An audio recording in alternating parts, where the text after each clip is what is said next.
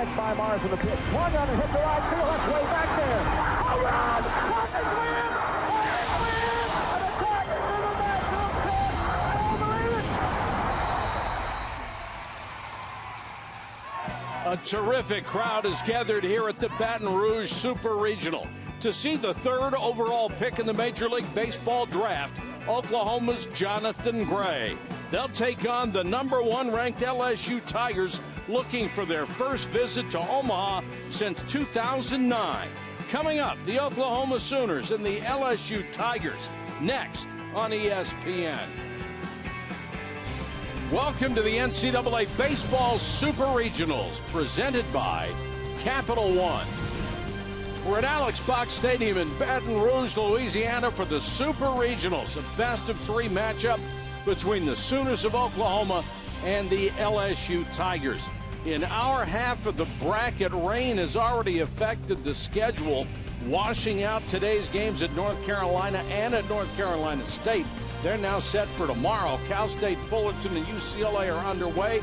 That leaves us here in Baton Rouge. Good evening, everybody. Mike Patrick, Kyle Peterson. It's great to have you with us. Well, by the end of the weekend, we'll know who survives here in Baton Rouge and moves on to Omaha for the College World Series. Most of the experts think it's LSU because they believe they're the #1 team in the country. But Oklahoma comes in here on a roll, and they have the one thing you have to have if you have hope of an upset, and that's starting pitching. They do, and I think that's the one thing that's gotten Oklahoma to this point. When you look at the Sooners, they give you a 1-2 punch that is as good as anybody in the entire country, and it starts today with Jonathan Gray. Jonathan Gray on the mound today, the 3rd overall pick in the draft yesterday by the Colorado Rockies. And from a stuff standpoint, there's nobody in the country that will show you the stuff that Jonathan Gray will. His last pitch of the regional was 102 miles an hour. There's a reason he went 3rd overall. But don't sleep on the guy on the other side. Aaron Nola is the SEC Pitcher of the Year, just a sophomore. But Nola's numbers this year have been outstanding. So you get power from Gray up to 102. You get big-time control and the ability to throw 3 pitches for a strike in Nola. There's a reason why he's 11-0. We have a great matchup to open it. And it's an exceptional atmosphere for college baseball here in Baton Rouge. As always, a standing room only crowd for Game 1 of the Super Regionals.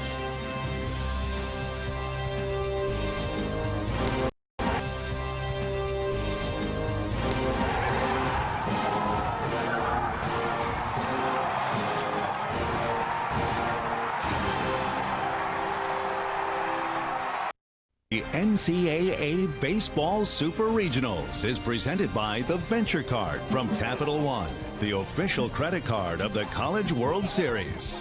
And in part by Channel Lock for over 125 years. Fiercely made in Meadville, Pennsylvania, USA. Welcome back to the Super Regionals here in Baton Rouge, Louisiana. Let's take a look at our Farmers Insurance starting lineup. The Sooners come in at 43-19, riding an 8-game win streak under Sonny Galloway. Took his team to Omaha in 2010. When you're going to see, too, senior leadership such an important part of both of these clubs, and Max White is the guy that really gives it to it for Oklahoma. Most outstanding player of the regional. He had 500 or right at 500 in that regional, above 300, an outstanding defensive center fielder. But White hitting 3rd in this lineup. He knows a little thing about Omaha, too. Played there his freshman year, the last time the Sooners were at the College World Series. They will have their hands full, though, with Aaron Nola. You're going to see a fastball that will get 91, 92, sometimes up to 93. The best thing about Nola and the most consistent thing about Nola is his ability to throw 3 pitches for a strike. Changeup in any count, slider in any count. Nola just a sophomore. We talked about Gray going 3rd overall in the draft. Nola should be top 5, top 10 overall next year in the draft. It's a great matchup. And Aaron Nola has been the true ace for LSU the entire year. Craig Aiken will lead it off, the left fielder, the left-handed batter, hitting .291 in front of what we expect to be a standing room only crowd. They seat a little more than 12,000 here. And they said they're going to sell tickets until the fire marshal stops them tonight. The fire marshal is wearing a purple shirt, so we may have an all-time record. They're going to keep rolling in.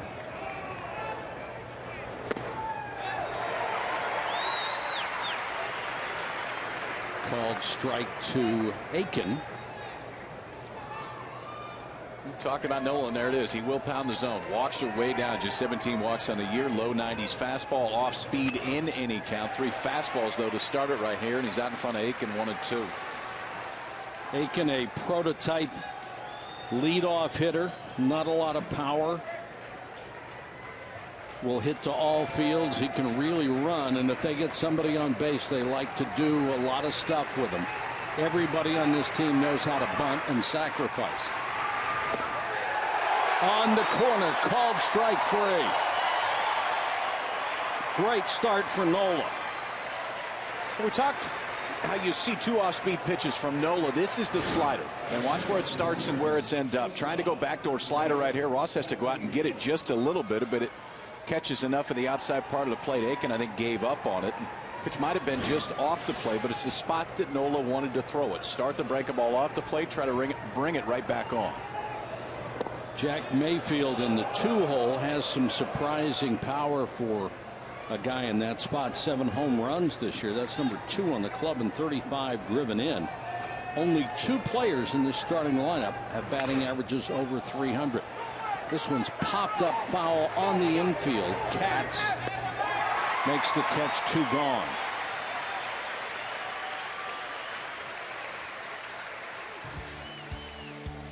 Sixth in the NCAA is this LSU defense.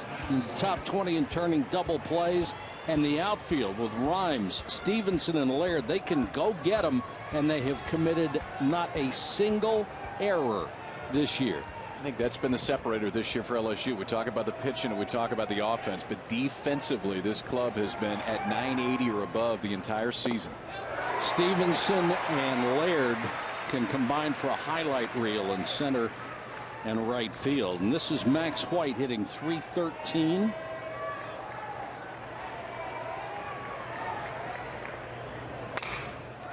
Chop back up the middle to second base. Jacoby Jones is there and throws him out. A 1-2-3-8 pitch first inning. Not bad. Welcome to Boot Camp Old Navy. Welcome back to Baton Rouge as we go to the bottom of the first, and we'll take a look at our Farmers Insurance starting lineup for LSU. They won their last 5. They stand at 55-9 under Paul Maneri, who won it all in 2009 with the Tigers. Well, we talk about senior leadership, and you get that with Katz and Rhymes, but it's not very often you get a freshman that starts at shortstop and hits third every game of the year, and that's exactly what Alex Bregman has done. Named National Freshman of the Year earlier this week. For Bregman, you're going to see a throwback. A kid that will rarely throw the batting gloves on, just steps up there and hits, and he has hit since the day that he walked onto campus. He and the entire LSU lineup, though, will be facing a guy that from a pure stuff standpoint has more than they've seen this year. The Friday night guy in the SEC usually is outstanding from a stuff standpoint, but Gray, he kicks it up a notch. Fastball, again, up to 100, 101, 102 at times. But the separator with Gray is the off-speed stuff. Not only does he throw hard, he locates a tight slider that's gotten a lot better this year, and he'll throw a changeup, which is rare for a true power guy. But he has a pretty good changeup to come off that fastball. When he talked about his changeup yesterday to us about throwing it, he laughed. He says, you know, when you embarrass a guy a couple of times, they can't sit on the fastball anymore. I think everybody on that coaching staff would laugh too. I mean, at times it's an embarrassment of riches for Gray, and I think what's even more impressive is his ability to locate the fastball. He's not just a hard thrower. This kid can really pitch. Second in the nation in strikeouts, and Sean McMullen will lead it off for LSU, a .331 hitter. It starts with the stuff, and for Gray, we talk about the fastball up to 102. That time he eased one in at 94. Then he comes back with a slider the second pitch of the game at 84. So from a velocity standpoint, if you see it 84, 85, 86, those are sliders and changeups, and both of them have been real consistent this year. He'll throw them in plus counts and when he needs a strikeout. Keep an eye on McMullen when he runs. He's been bothered by a hamstring, still not 100%. There's an off-speed pitch taken for a ball, 1-2. About the same speed as his changeup, which he says is 87, 88 miles an hour. McMullen fouls this one out of play. 3 straight sliders, too. After the first fastball of the game is 94, and then slider, slider, slider here to McMullen. Wouldn't that be a nice problem to have your changeup at 85, 86? Yes, it would.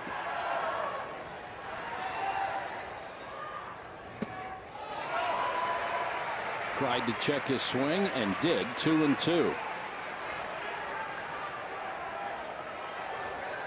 McMullen wanted to walk on to this ball club. They asked him to go to junior college. He did.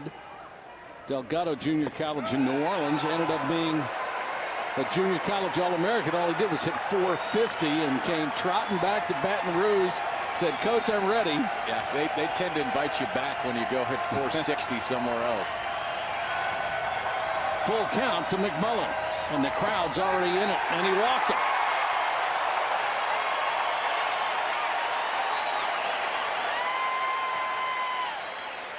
We'd like to welcome in the third member of our broadcast crew, Kaylee Hartung. And Kaylee, this is some atmosphere, isn't it? That's the truth, Mike.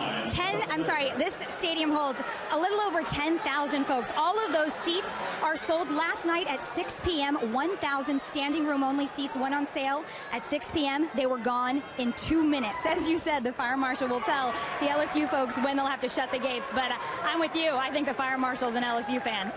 And it just gets better and better. I'm looking down in the stands. I don't see more than a few empty seats left. Laird stands in at 287.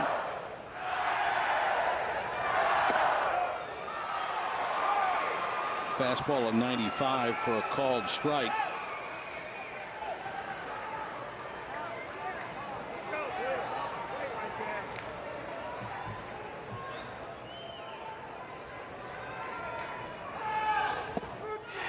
Strike 3 call on the corner. The first of what we assume will be many for this big right hand. It looked like 2. I mean, that one he kind of two-seamed. So gets ahead 0-2. You're trying to throw the two-seam fastball on the outside part of the plate. And the freshman Anthony Harmelin sits out there, and Jonathan Craig throws it exactly to that spot. One thing to watch, too. Anthony Harmelin, just a freshman behind the plate for Oklahoma, calling his own game, which is rare in the college game, even rarer for a freshman to do it. Well, here's the superstar that he'll face tonight, Alex Bregman, the freshman player of the year, who would have been a first-round draft choice and never come to LSU were it not for a broken finger his senior season in high school. Because of that broken finger, they told him he would only be a second-round draft choice and would only get $900,000. He said, "That's not good enough. I'm better than all the guys I played with who are being first-round draft picks right now. I'm not going." I think that's a spot if you're the LSU coaching staff. If there was an ideal time to have a broken finger for Alex Bregman, it was during the senior year in high school. Scouts backed off a little bit. Bregman ended up at school, and again this week named National Freshman of the Year. He is a very quiet, very determined young man. 0-2 struck him out. Back-to-back strikeouts for Jonathan Gray. How about this? It's a leadoff walk, 6 pitches, 6 strikes. He goes fastball, fastball, fastball to Laird, and then finishes Bregman off with the slider. Let's take a look at the entire at bat. So, slider, slider, slider. And he's shown you the ability to do 2 different things. To Laird, it was 3 fastballs in a row to get the strikeout. To Bregman, 3 straight sliders. Mason Katz, the power-hitting first baseman, stands in at 378, 15 home runs, 68 RBIs. A walk and 2 strikeouts. And Katz drills one to the gap. Diving, trying to catch. Taylor Allspaw. He's only out there because 2 other guys are hurt. They've nicknamed him Rudy. And he comes through in the bottom of the first with a run-saving catch. He can go get it, and it's where he started in this one, too. Playing deep just in front of the warning track for Allspaw before he started, and he got a perfect break on it. Off the bat, I thought this ball was in the gap. But Allspaw's run was enough to get to it. Nothing across for LSU in the first. 1 complete in Baton Rouge. We're scoreless.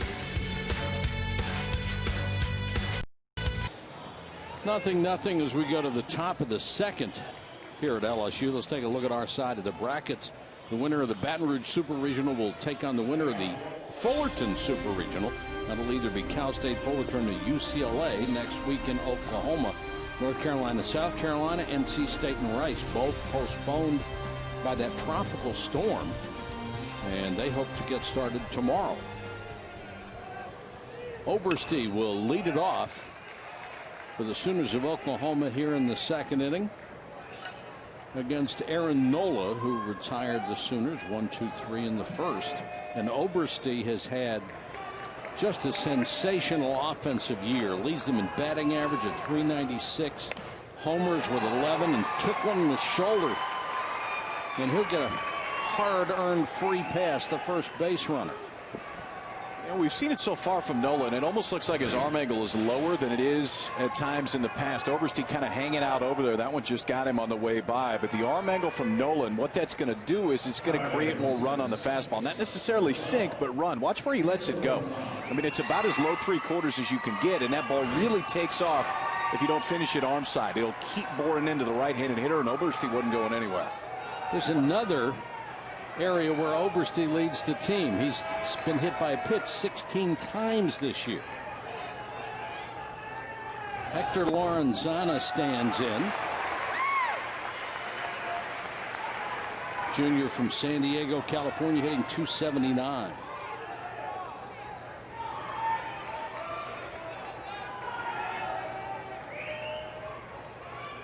Everybody on this team is asked to and capable of laying down sacrifice bunts. This is the way they produce runs.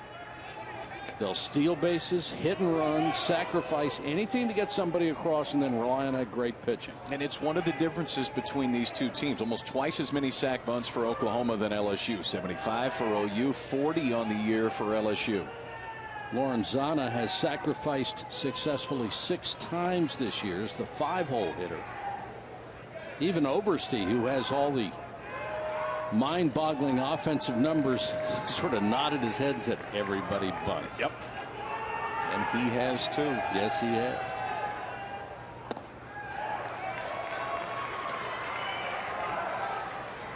Ball and a strike to Lorenzana. Oberste down at first. Stolen 12 bases this year in 17 tries.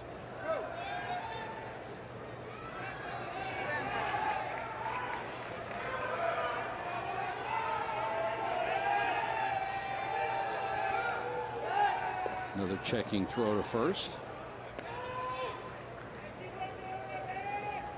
How much of that in college baseball is what the pitcher sees? How much of it is the head coach in the dugout? Most of the time it's coming from the head coach in the dugout. Most of the time it's coming because of the sign, unless you feel like you're seeing something out of the corner of your eye.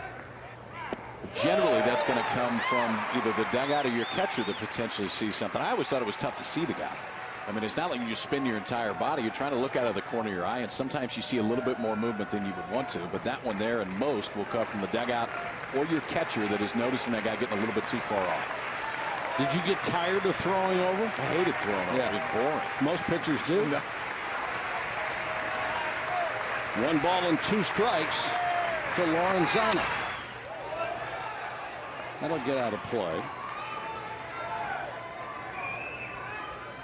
I always thought one of the stats that nobody ever keeps is all the throws to first and the wear and tear on a pitcher's arm.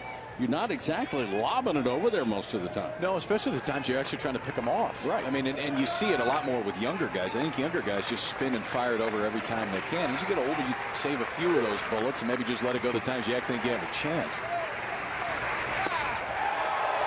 Just missed with a fastball. It's 2-2.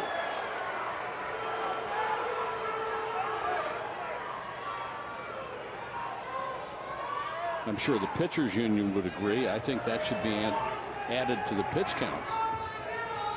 They count. I agree with you.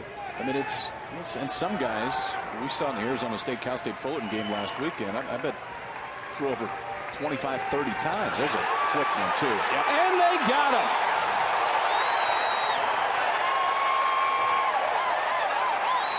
They kept going back to the well, and this time it worked. Well, it's not boring when you pick them off, and it's the feet of Nola that really make this. Watch how quick he is. The feet are what make the pickoff play. Sometimes people get too worried about the arm strength and everything else associated with it, but if your feet spin and you get that 90 degrees turned as quick as you can, that's when the ball comes out. Tagged down, and Oberste erased. You can tell, too. Nola waiting to show his best move, and that was it. Yes, he was. This one is tap foul behind the plate.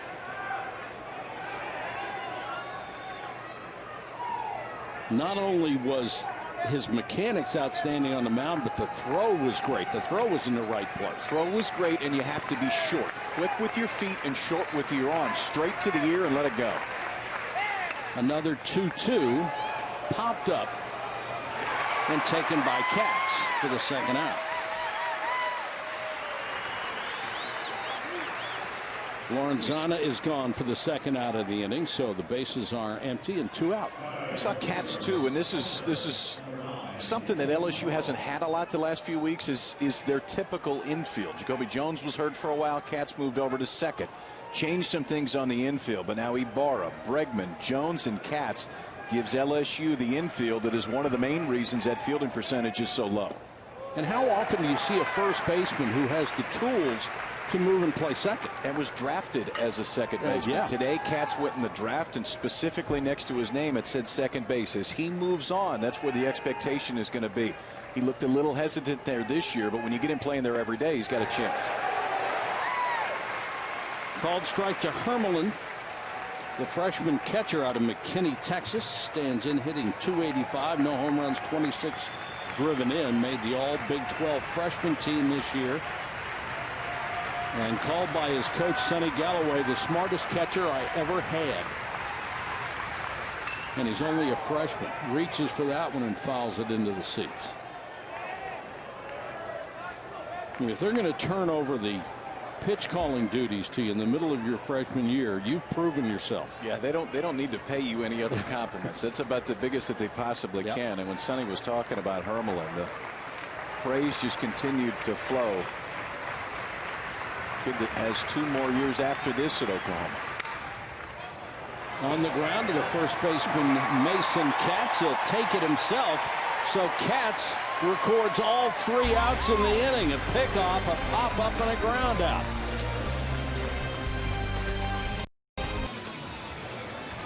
Big day in the draft, and some prominent guys for these ball clubs. And you see it more and more.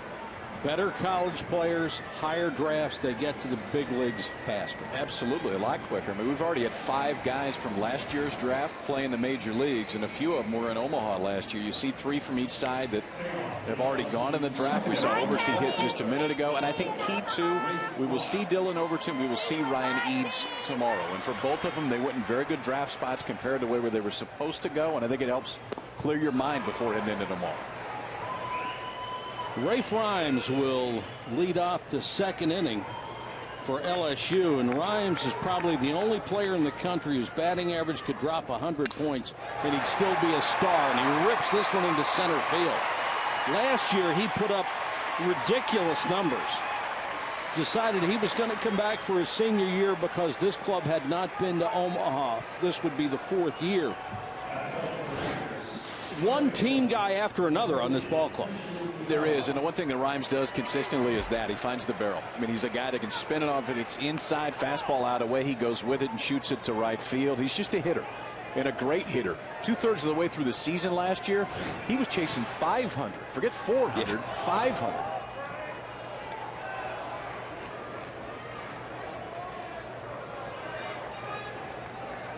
.431 he ended up hitting. 4 home runs, 53 RBIs. Obviously doesn't have a great deal of power, but if you can hit 450, you don't Didn't quite as much. Christian Ibarra with the leadoff man at first. .325 hitter this year. Good power, 6 home runs.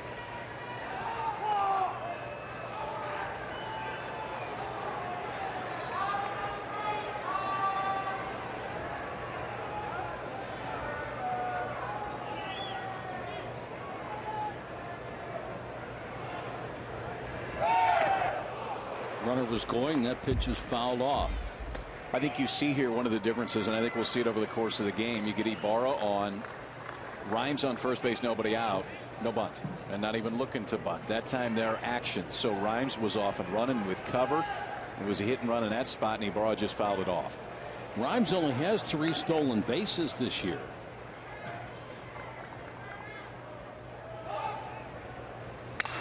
One is a fastball fouled away.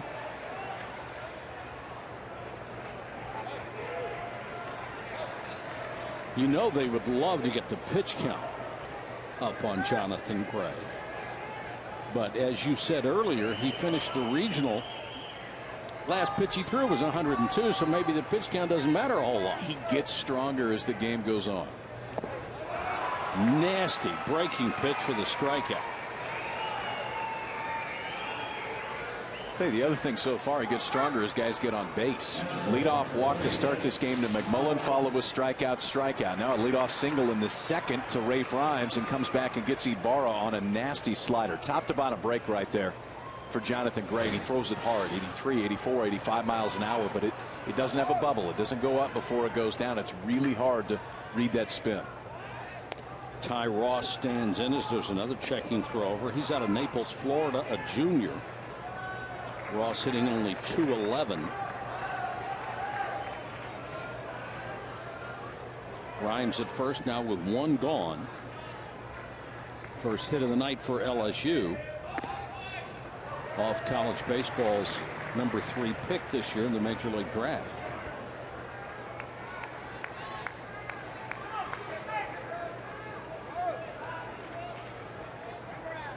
A ball and no strikes to Ross. Another snap throw.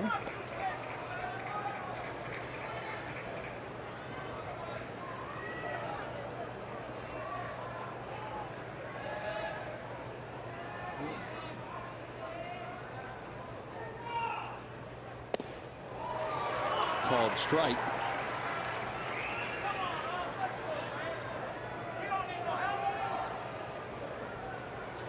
Tough to run against a guy like Gray, who strikes out so many players and has such swing and miss stuff.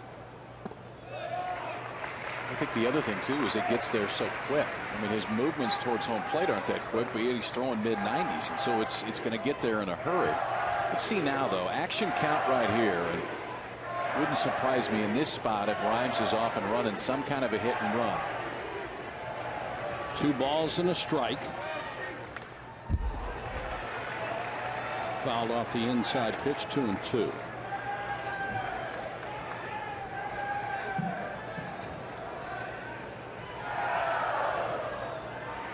What a beautiful place for a baseball now. Isn't this something? It is just a spectacular facility, and you can credit it all to Skip Bergman, who won all those championships and made baseball a thing to be loved here at LSU. His success so great that he became the athletic director in the SEC. And now they named the field after him, and rightfully so. I can't believe it took this long after everything that Skip did, but yeah, quite an impact on this school and this really the college game as a whole. I mean, you look at attendance and how much it's been up over the last 25, 30 years since Skip took over. It's pretty amazing the growth of this sport. Skip and plenty of others had a lot to do with it, but he was one of the mainstays for sure.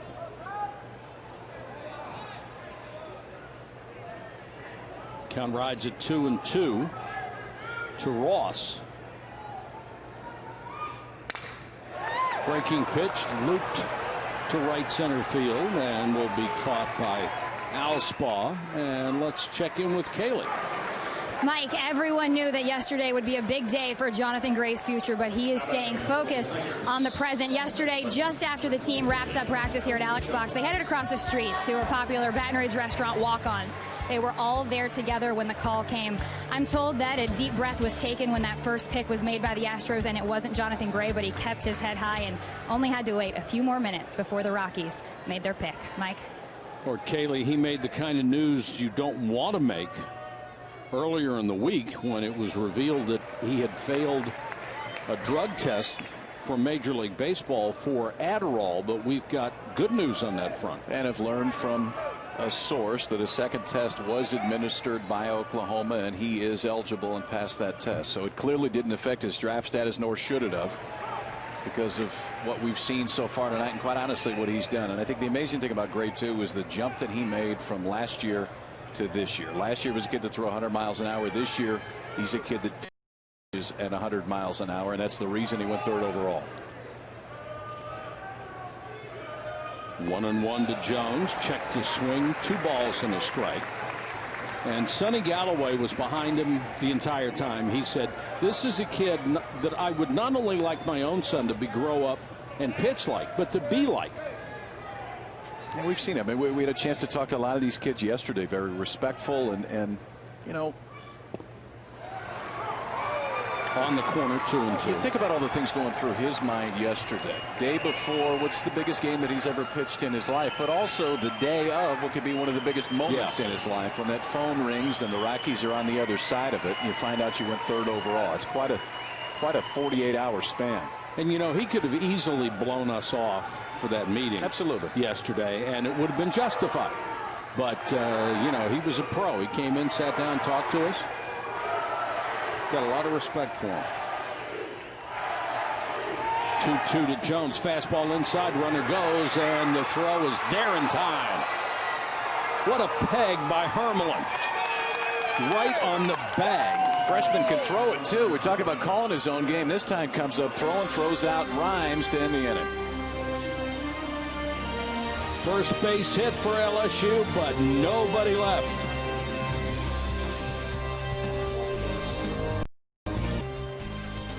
All right, Matt, thank you very much. And some other news and notes from the NCAA. The tropical storm Andrea playing havoc with all our super regionals up and down the East Coast. South Carolina, North Carolina, Rice, NC State, both underwater. Both have been rescheduled, and hopefully they'll play them tomorrow. SEC, still 4 teams left. What else is new? I got 4 SEC, 4 ACC teams, and all 4 ACC teams hosting. So NC State was not a national seed, but ended up winning. Oregon lost on the other side of it. You saw that note against Fullerton. No walks in the regional. Justin Garza added again tonight for Fullerton. 2 strikeouts already.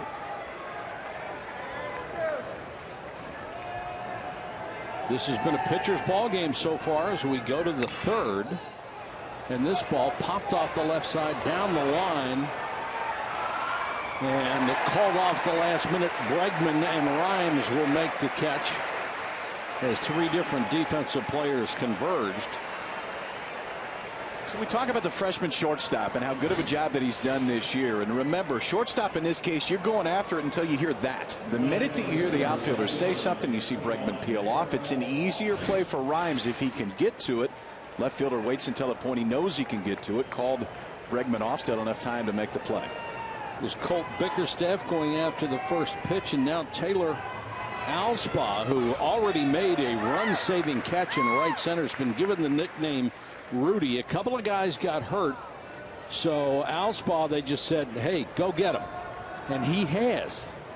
And they said, don't try to do too much.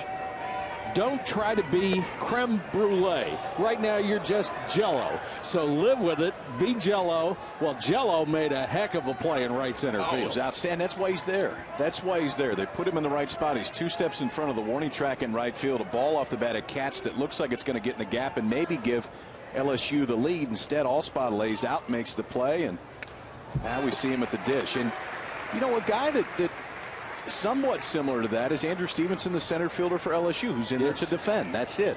Stevenson's hitting a 180 on the year, similar to what Alspaugh's doing right now. But you can afford to do that in part because the ball doesn't fly out of the ballpark nearly as much. If it goes up in the air, most of the time it's going to stay in the park. And if you've got guys that can go run it down, it makes a huge difference.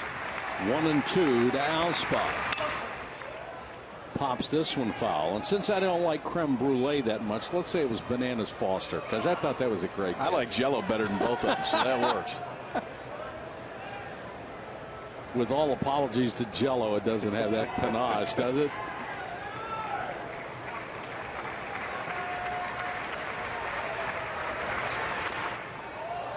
Off speed, just got a piece. There's always somebody in the regionals, and especially at Omaha, somebody like this who decides this is his moment and he's going to be a star, and it's so much fun to watch. It's beautiful because all you need to do is catch hot or catch fire for a week and a half, and it can change your life. Ball nearly in the same spot, and Rhymes comes on to make the catch for the second out.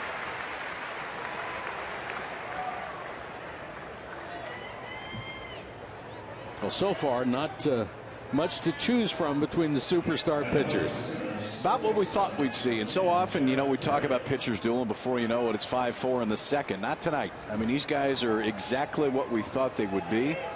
Both out in front and both really using the slider pretty significantly so far. Now, let's see second time around if we see both of them start to throw the changeup a little bit more, because that's the one thing we haven't seen much from either one. Garrett Carey stands in, a senior hitting .281, number 9 man in the order with the bases empty and 2 out here in the third. And you can tell just with this pitching matchup, there are different ways to get it done. One guy's throwing 102, the other guy's throwing 88, and they've both been nailed. And they're both filling up the zone, and that's the key, especially with the way that the game is played now. With these bats, you throw strike 1 and you throw strike 2, and you don't have to be the guy that throws 100 to get outs. And Nola's stuff is very, very good, but it's not always swing and miss stuff. Now he gets an account like this. This is when he'll go for the strikeout, look for that slider down and away.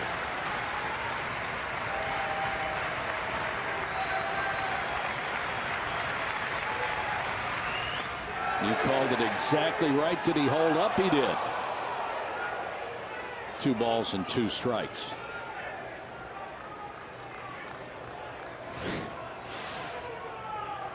See if these hands hold up. Yep, he did. Well done.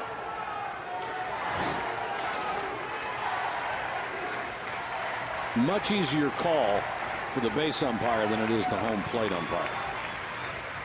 Here's the 2-2. Another slider, and he missed. Goes to a full count against Garrett Carey. First 3-ball count in this game for Nola.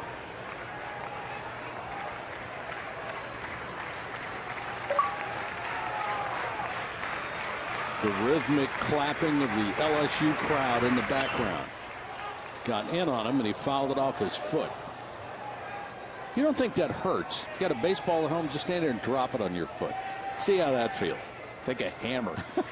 Go pound your big toe and no, don't tell him to do that. Somebody will do that. Yeah, we'll probably hear about it in a minute too. Right off the instep too. I mean, right off the ankle bone.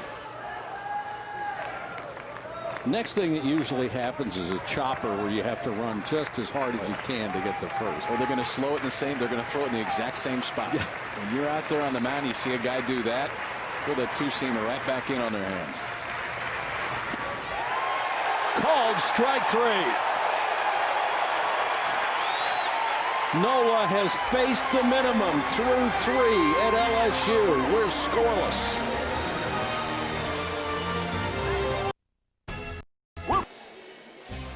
You're watching the NCAA Baseball Super Regionals presented by Capital One.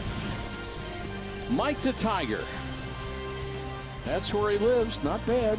Pretty good digs over there from Mike. He's doing just fine. Bad. Could use a little lawn maintenance, but outside of that, for more coverage of the Division I baseball tournament and interactive brackets, just go to ncaa.com and they'll fill you in on everything. Interactive brackets. Interactive. No better kind. LSU comes to bat in the home half of the third. They have 1 hit. Oklahoma has none. And both pitchers have been as advertised. This is Jacoby Jones, the second baseman, leading it off. He'll be followed by Stevenson, the number 9 man in the order, and then back to the top of the order.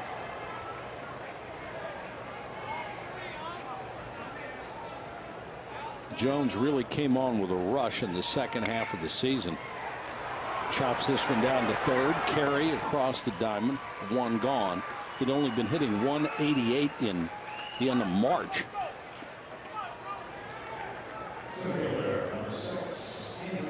Andrew Stevenson, and as we mentioned, he's in there for his defense, but here's the the pitching that he'll be facing. Gray 2 1/3, Nola 3 innings, and they've just been nails so far. Pitch count's pretty low for each one too. Nola mid-30s through 3 full, and now Gray nearing that 40 pitch count as he has 1 out here in the 3rd. But they've both pounded the strike zone for the most part, and we saw again the ability of Jonathan Gray. 2-1 pitch to Jacoby Jones, slider, gets an out.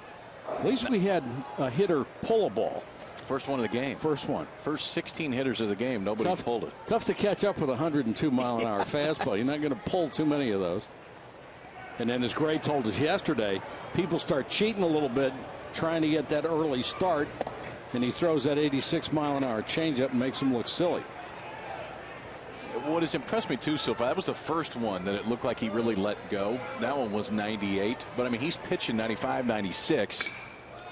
There's 96, and it doesn't look like he labors at all. No. I mean, this is a big kid. He is really well put together, which is one of the reasons why, as the game goes on, his stuff gets better.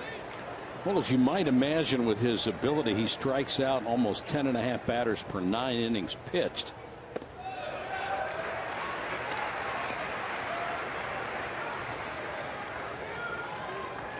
Two balls and 2 strikes to Stevenson.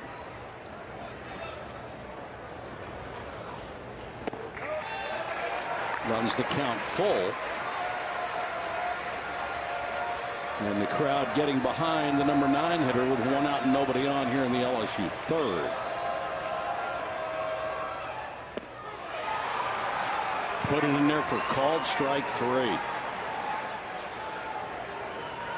It's another one, a 3-2 slider right there to the 9-hole hitter. And, you know, a lot of people say, why are you throwing sliders on a 9-hole hitter in this spot? Well, if you have the ability to control it, I don't care what it is. If you can control the slider, throw the slider in this spot. If you're more comfortable throwing it for a strike, that time kind of took something off of it. So started on the outside part of the plate, just made sure he was going to throw it for a strike, because in that spot, hardly ever going to get a swing if you throw a slider over the plate. McMullen stands in. He drew a walk to start the game and was stranded.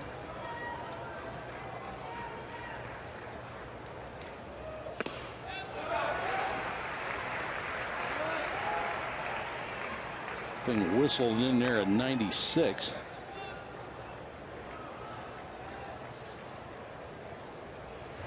Gray, a fast worker, with that one fouled away. But you get the feeling a misplay might decide this game, or an 8 or 9 hitter getting an unexpected base hit and setting it up for the guys who could drive him in. And I think you'll see second time around, especially if it stays 0-0, that when somebody gets on base, we're going to start to see more action, whether it's some slashes or bunts or hit and runs a little bit more, because 1 run tonight might be enough. Craig Aiken makes the catch in left. 3 up, 3 down. We've played 3 full in Baton Rouge. We are scoreless. Matt, runs may be at a premium at both of our locations tonight. We go to the 4th here. We've only had 1 hit in the ball game. And if Austin Nola had not hit a batter, he would be perfect through 3. So we just picked him off. That's close to perfect. Picking him off.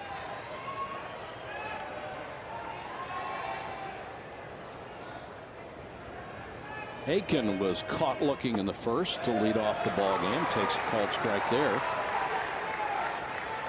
As if it needed to get any more difficult. Now shadows start to come across, so about halfway between the mound and home plate. So that ball's going to start in the sun, end up in the shadows. Makes it a lot tougher to pick up spin right now.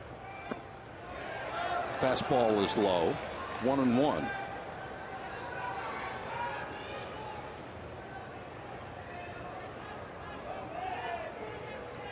The glare, then the shadows.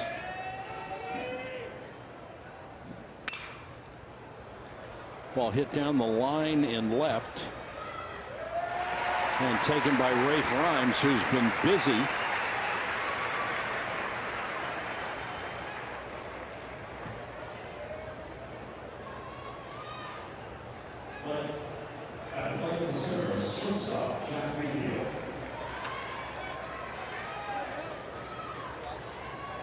Mayfield popped up his first time in.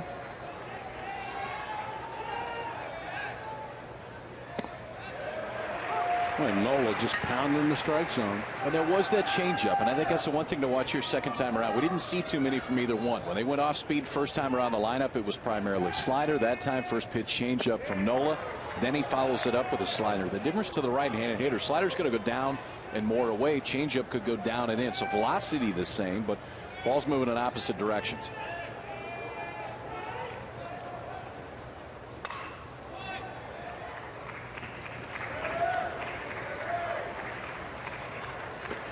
One and two to Mayfield.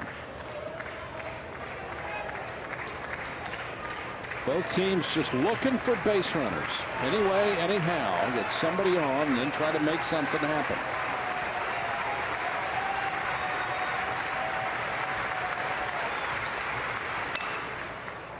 Fastball hit foul outside of third.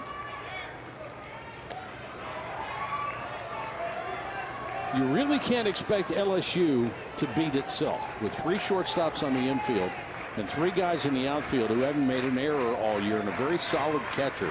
You're going to have to go get them.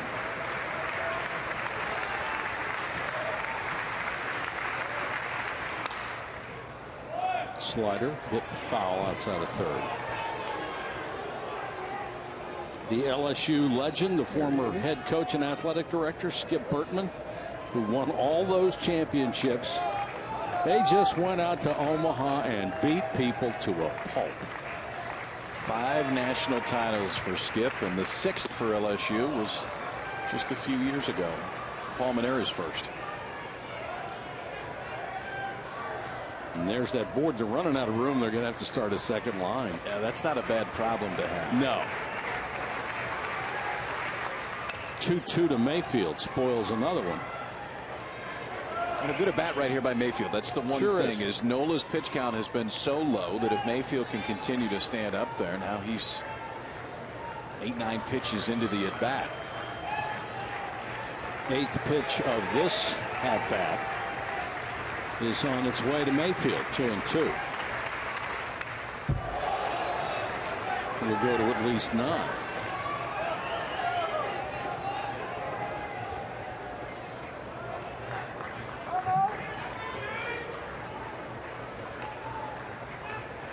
The heart of the order is on deck with White and Oberste.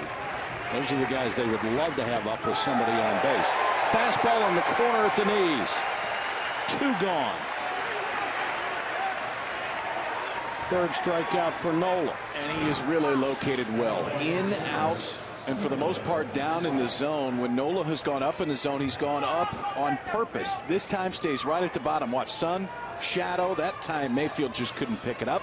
Bottom part of the zone. 3rd strikeout for Nola as he continues to roll through this Oklahoma lineup. 2 out, nobody on for White, who grounded to second his first trip to the plate. Fouls this one off. And it's not like it's an expansive strike zone tonight. It appears to be a very fair strike zone for both Absolutely. pitchers. It's just that they've been that good. Yes. And it hasn't been with just the one pitch. You can see Nola 5 flyouts already, a couple of groundouts, 3 strikeouts. So getting it done in a variety of ways. White out of Durant, Oklahoma, now in an 0-2 hole. There's that changeup again. And you can see now, second time around, guys will do this, and they're doing it on purpose. I'm not going to show you everything the first time. You come up the second time. Now, he saved a little bit. I don't know if Nola threw one changeup the first time around Oklahoma's order. He's probably thrown a half dozen now to the first 3 hitters this time. Hit in the air to straightaway left. Rhymes backing up about 15 feet short of the track and makes the catch. Through 4, Nola has still faced the minimum. We've got it. We go to the bottom of the 4th. 1 hit between the 2 teams. Gray and Nola have both been superb. Both have been. And for Jonathan Gray, we talk about the fastball. The velocity has been there, already up to 98 in this game, but the control of that one, to me, has been the difference maker so far. His slider has been outstanding to right-handers. To left-handers, the fastball allows him to get ahead. And even when he's fallen behind counts, we saw the strikeout looking to the 9-hole hitter, Andrew Stevenson, was a 3-2 slider. So far tonight, 24 fastballs and plenty of off-speed pitches. Again, about 50-50 for Gray so far tonight. So you can't go up there and just wait on a fastball now. As we see LSU's lineup come around for the second time, let's see if Gray goes after it a little bit differently. And he'll face the 2, 3, 4 hitters in this lineup: Laird, Bregman, and Katz. Laird fouls that one out of play. Laird went to a small school, was the MVP of the state championship game in football as a defensive back and a wide receiver. Came to school here. They didn't have a spot for him on the baseball team, so he enrolled in veterinary school. That's what he wants to be when he stops playing baseball. And now he has earned his way onto the team, and they are just thrilled to have him. You talk about 3 shortstops in the infield. They got 2 center fielders in the outfield. Yeah. Laird is one of those, not playing in center field, but plays the part in right field. Slaps that one foul. And that seems to be the key for everybody. You got a bunch of shortstops and a bunch of center fielders, a couple pitchers, and go get them. Tends to work out pretty well. Yes, give me somebody that can catch and throw a little bit, and I'll take my chances. Yep. And you can tell Laird is late on all of these. And just fighting them off, trying to find something he can square up.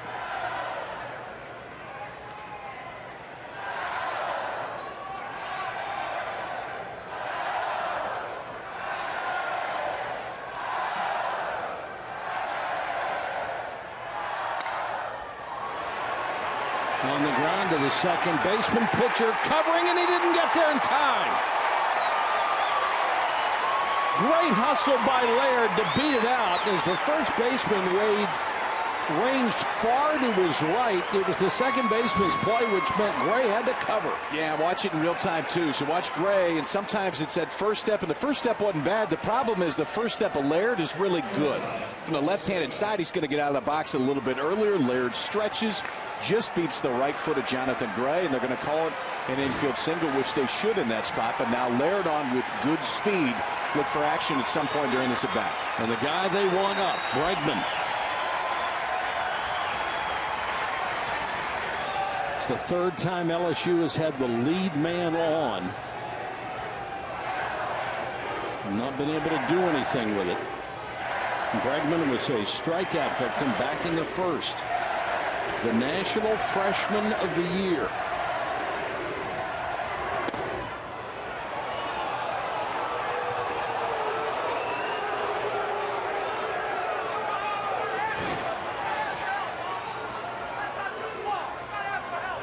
Close. Yeah, close, and I think it's one of those he asked for help instead of making a call at home plate. Mike Conlon, the home plate umpire, made the call, called it a strike, but you said it earlier. I think it's tougher for a home plate umpire to make that call. I think it's easier to ask for help. No balls and a strike to Bregman. That one's right down Broadway, 0-2.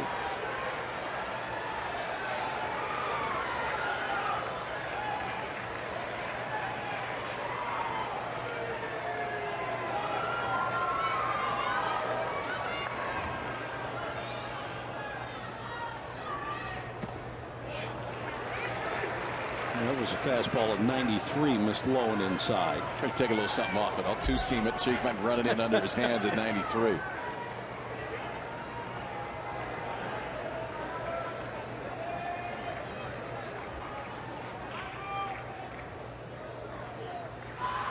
Alex Bregman, the pride of Albuquerque, New Mexico. We were asking the players where were they the last time LSU won a national championship, and he said winning a national championship in Albuquerque in high school, winning the state title.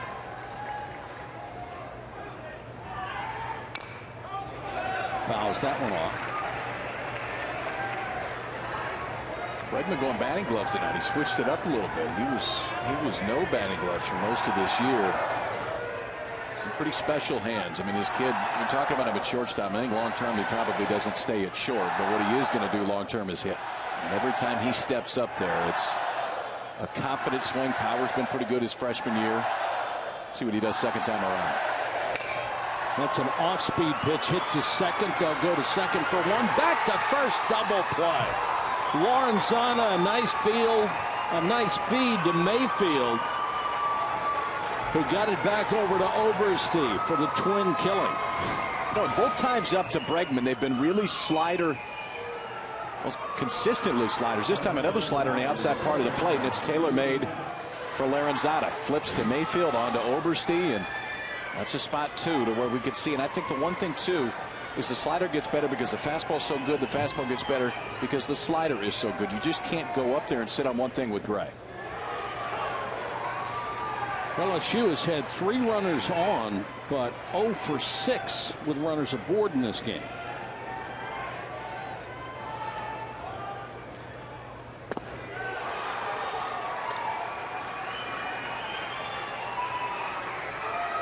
Two outs, nobody on for Mason Katz out of Harahan, Louisiana. Tremendous power, 15 home runs this year. And if you want equivalency to major league numbers, you usually multiply that by 2.5. So you'd have 37, 38 home runs, and in the dead bat era of college baseball, it's a big number. Oh, it's a big number. Held up 2-2. And he's not that big of a guy. I mean, we talked about he was drafted as a second baseman, and incidentally, LSU second baseman tonight, Jacoby Jones, was drafted as a center fielder. So I mean, these guys are going to end up playing different positions, but Katz can hit, and there's a little bit more power there than maybe you would think when you see him. Low for a ball, full count to Katz. See if he goes 3-2 slider again.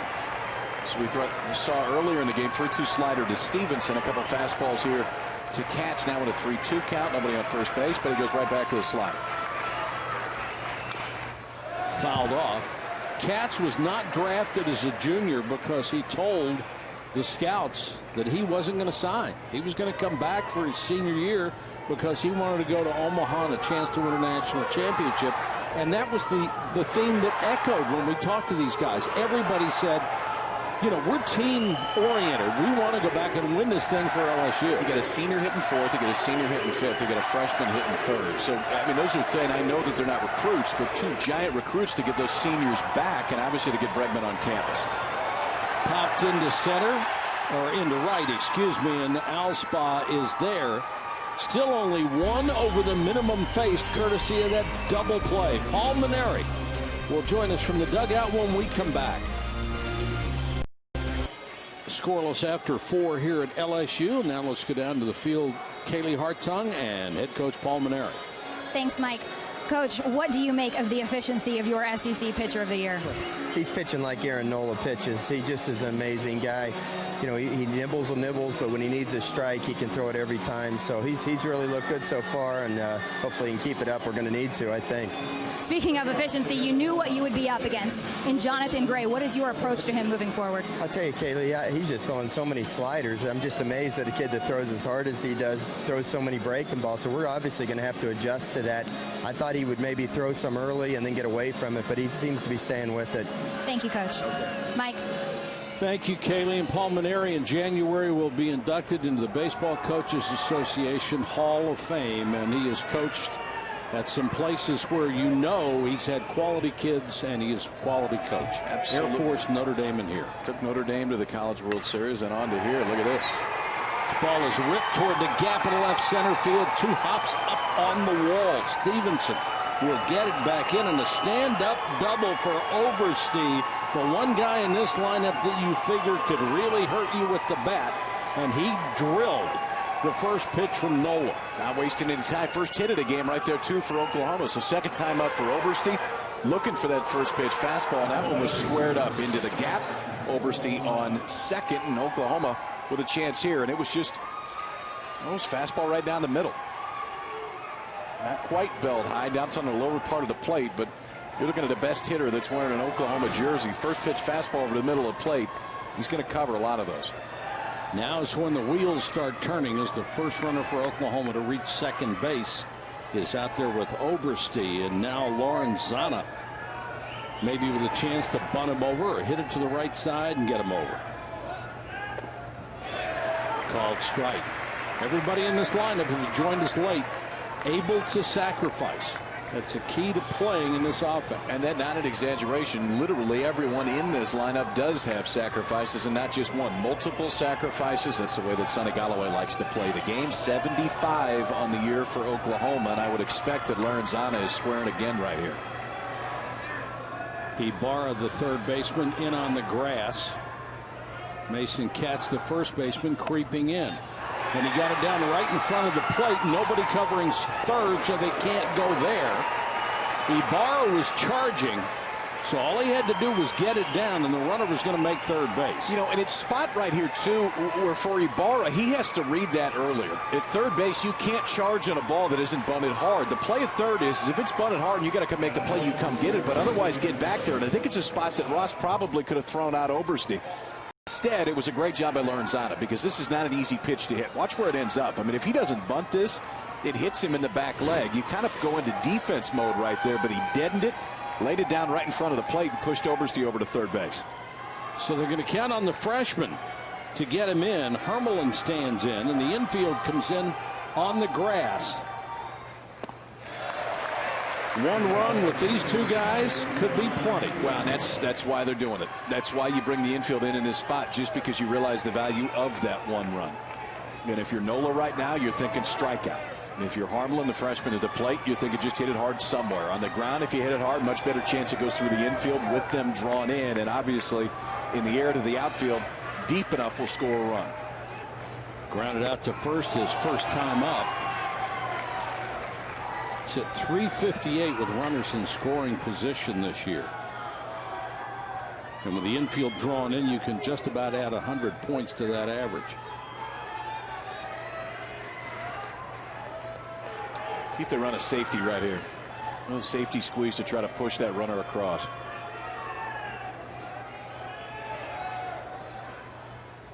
Maybe not.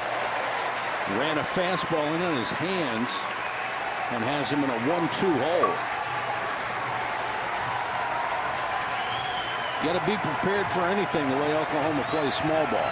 You do, and I think right there that one kind of surprised Hermelin. That two-seamer really took off and went down under his hands. What you do now is you create more room with the slider. You got to respect the fastball inside. Now the slider away is tougher to stay off.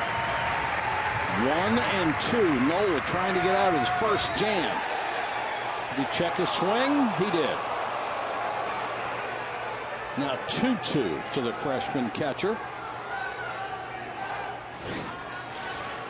We went with the slider, but I think Hermelin held up again. He did. Recognized it just in time, held the hands up. I'll throw it again.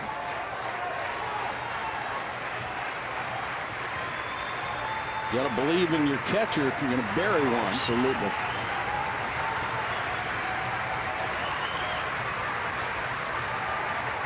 Ty Ross gives the sign. Threw it again and struck him out. Huge strikeout, the fourth for Nola. And I think the key to that at bat was the 1-1 pitch. The 1-1 pitch that was a fastball in on his hands, because it created more room for this. If you force the right-hander to respect that fastball in on their hands, then it's a lot tougher to keep that front shoulder in. You feel like you have to get the hands going earlier. Front shoulder starts to go, and even after back-to-back sliders, that time Hermelin didn't see the spin. Swung right over the top of it, and when Nola needed a strikeout right there, he got it. Now the DH Colt Bickerstaff with a runner at third and 2 out. Oberste, well, he's been the hitter all year long. He's led him in everything. But somebody else has got to get him in. Bickerstaff chops it to second. Got to hurry, and they got him. Jacoby Jones, all he could do was wait. You just hope that ball comes down in time, and then he gunned it. Pretty good decision, too, because if he charges this when it gets that in-between hop, there's a chance he doesn't make the play. But Jones in his mind thinking he has enough time, waits back, takes it on the high hop, sets, crow hops, and just enough to get Bickerstaff at first. A leadoff double is wasted. A runner standing at third. Sonny Galloway will join us when we come back. Still scoreless. Let's join Kaylee Hartung.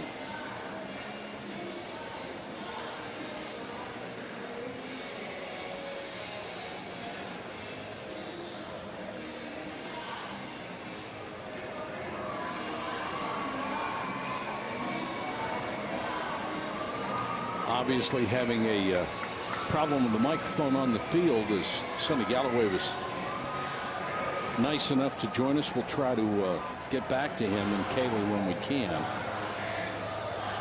Coaches are so generous with their time. It's one of the great things we've had in the last few years is coaches that will do that. And a lot of times, too, I mean, it's just to be able to get in their minds a little bit and see what's going on in the dugout. We can guess sometimes, but it doesn't necessarily mean that we're right. In fact, a lot of times I'm not right. But it's better to hear from them as to what they're seeing. I will tell you this. I thought Paul Maneri said something that was really interesting. To when talking about Gray, he said we didn't think he'd throw this many sliders. And I think you don't think that with a guy that throws as hard as Gray does, but that's why he's been so good.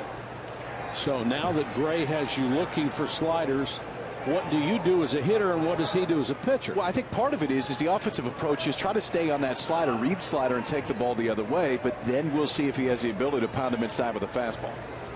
Ray Frimes checks his swing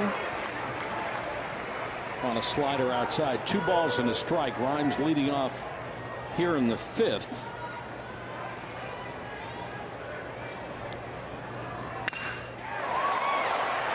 To deep right field, Alspa retreats near the track and makes the catch.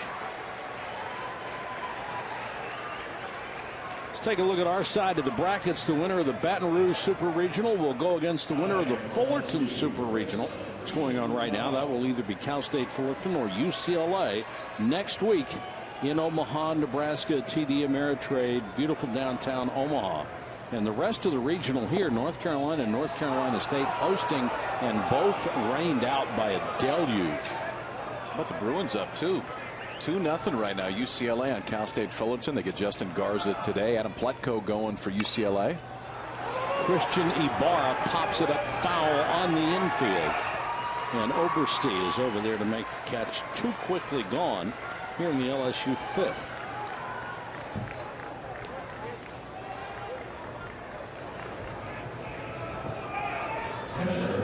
Well, certainly Jonathan Gray is everything that was advertised to us. I think what I've been most impressed with is the off-speed stuff. I mean, we knew that the fastball was there. We knew the fastball command was there just because he hasn't walked too many guys this year. But his ability to control the slider, to me, has been even more impressive because a lot of guys that throw this hard at any level, whether it's college or above, you rely on the fastball a little bit too much. And he can throw that slider at any point that he wants to. Yeah, but if you can throw it in 102, I mean, let's rely on it. Probably want to flip that one up there every now and then, too. Ty Ross, nobody on, 2 out. He has a 1-1 count and takes a fastball right in there, 1-2.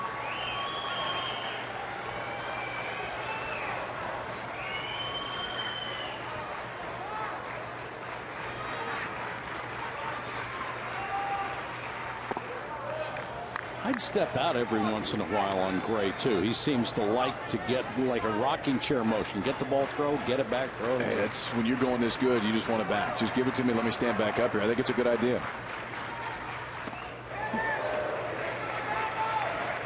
Runs the count full.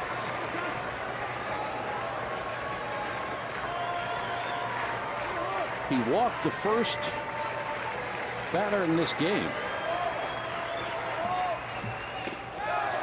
And there's another.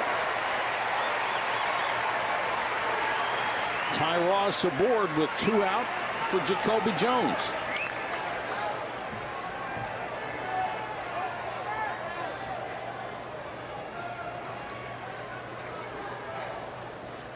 Bottom of the order, do you try to make something happen or you just go ahead and play it straight up? I think with the flash that Jones has in the bat, I mean, there's a few guys in this LSU lineup that can hit it out, but I think I leave the bat in Jones's hands right now, and just 1 stolen base on the year for Ross. Slider is low and outside. This is the guy that might have the best raw power on the team, which is surprising maybe when you look at Jacoby Jones, but his hands are so fast and the ball comes off the bat a little bit different. Not a guy that you want to hang a slider to. Had a good cut at a fastball, fouled it back, 1-1.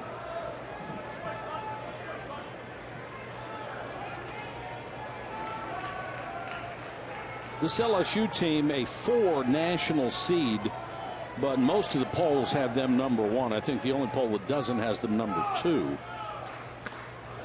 And we've never been able to figure out what's the difference between the polls and the seeds. The seeds don't seem to make much difference, do they? No, they don't.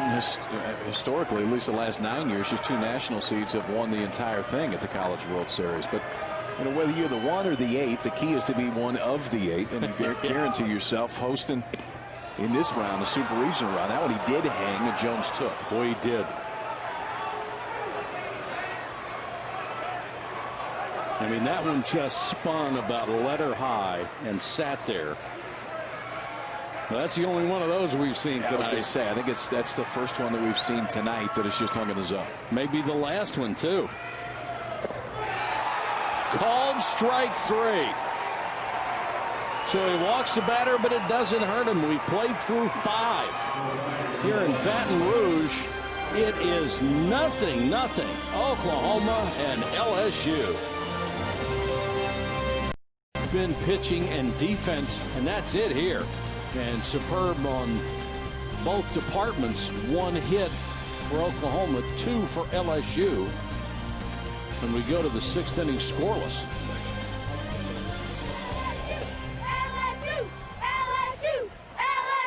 They love baseball down here. They teach them young, too. Yes, they do. know that chant when they're about 1. They love baseball, football, and spring football. And crawfish. And spring packs. Yes, that too. You're always talking about eating stuff you can't identify down I don't here. know what it is, but everything I've ever had down here is good. I stopped asking what it was a while ago. I'll stick with bananas, Foster. I know where that came from. No creme brulee, though. No. Taylor Allspaw leads it off. Rudy flew out to left field. You look back at that play he made early in the ball game, that would have been 1-0, and 1-0 with these 2 guys pitching might be enough. Yeah, in normal depth, I think that ball gets by him. They're playing all the way back, recognizing that Katz has power the other way, and that depth is what allowed Allspaw to get to it. I know he's taking 1 here, probably taking 2. Yeah, only the second 3-ball count that Nola has served up. Yeah, Allspaw, when we watch him go back out in the field in the next inning, they're not going to hit one over his head. Nope. I mean, he goes back to the warning track. That's where he starts. Might move in a step. Taking it all the way, 3-2.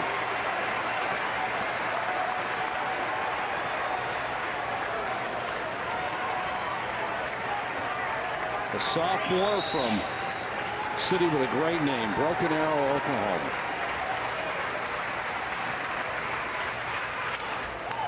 Fouls that one out of play. You know, you see guys in this tournament, on paper they may be overmatched, but they get out there and they don't believe it. No, that's the beauty of it. Yeah, the numbers might indicate that they are, but Allspaw could double right here. We've already seen what he can do with the glove, which has already been a difference maker. Yes, sir. Lofts this one to straightaway left. Ray Frimes has been very busy out there and records the first out.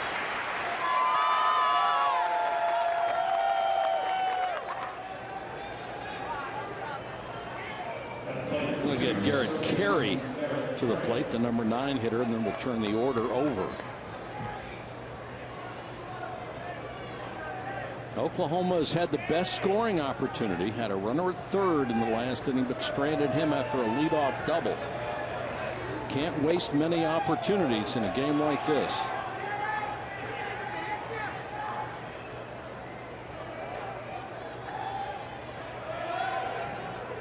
Carey now hitting .279.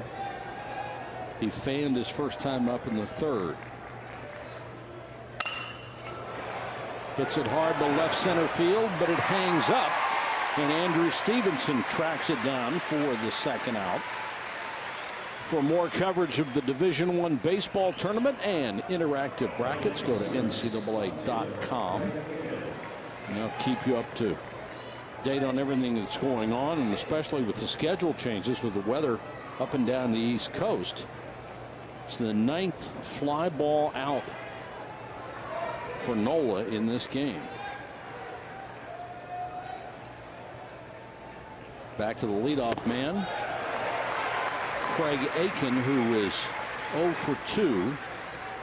Flew out to left and struck out. There are 2 out here in the Oklahoma 6th inning.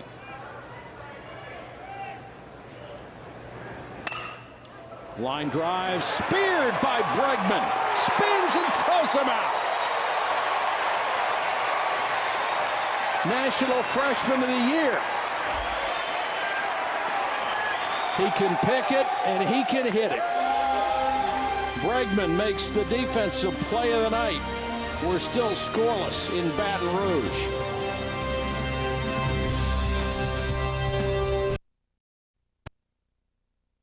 To advance on the road to Omaha, every pitch, every at-bat counts. Don't miss out. Live coverage of the College World Series begins June 15th on ESPN, ESPN2, and Watch ESPN.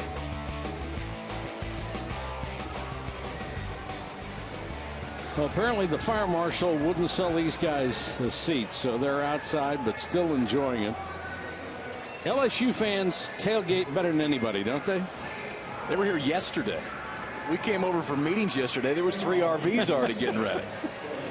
Both of these programs have enjoyed great success in college baseball, but you get down to the bottom line, College World Series titles, and LSU dominates that the way they dominate it in recent memory in the last 20 years against everybody. Top of the 6th, we'll start it off with Andrew Stevenson. Crowd didn't like that last call. Fouls this one out of play, and he's in the hole 0-2. Stevenson was a called strikeout victim back in the 3rd. Now hitting a .182.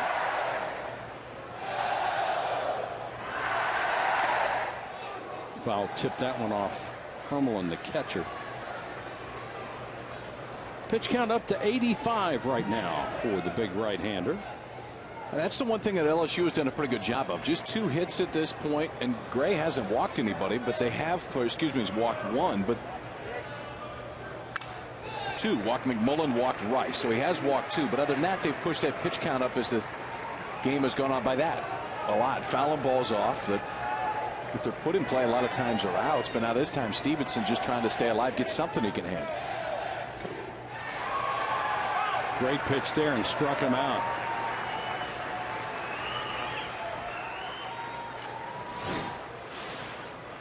Second time that Stevenson has seen this. The first time up it was a 3-2 slider. This time in a 1-2 count.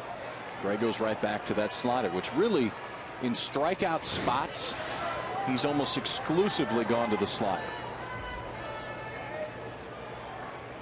McMullen 0 for 1 and a walk led off the game, drawing a free pass from Gray. I mean, the one thing LSU would love to do is get the pitch count up to the point where they've got to take Gray out of the ball game. You figure no matter who they bring in, he's not going to have his stuff. This one's popped up on the infield. Garrett Carey, the 3rd baseman, makes the catch. Second in the NCAA in strikeouts, walks and hits per innings pitched. 4th in the country, tied for 14th. I mean, he's there in every category, and the most meaningful to him came yesterday. 3rd round draft pick, 3rd pick in the overall 1st round. And he should be set for life, shouldn't he? Yeah. Slot value of that pick should be somewhere north of $5 million. So that's a decent way to start out when you're 21 years old. And for Gray, a guy too that should shoot through the system. Sometimes you see guys that throw hard and they get into the minor leagues. You got to teach them to throw everything else. You don't have to teach him to throw everything else. When they get him in the system, he'll shoot through the system real quick. Back through the box, base hit. Laird lines it to center. All right, so the last time up, Laird hit a little ground ball to the right side. He beat out because of his speed. Watch his hands right here and pull him in. Pulls his hands all the way in right there just to get the barrel to it. Kind of gator armed it, but he got the barrel to it, which is all you're trying to do. Just barrel it up, and with Gray throwing as hard as he is, the ball's going to travel. That time shot it right back through the middle. I said it earlier, I'll say it again. I think Laird tries to run it at some point during this at bat. Worst case scenario, you get Bregman to lead off the next inning. Laird is 2 for 3. The rest of the team is 115. On the ground is short. Mayfield goes for the force out and gets it. So they got what they wanted. Bregman up with a runner on, but they can't convert. We played 6, still scoreless.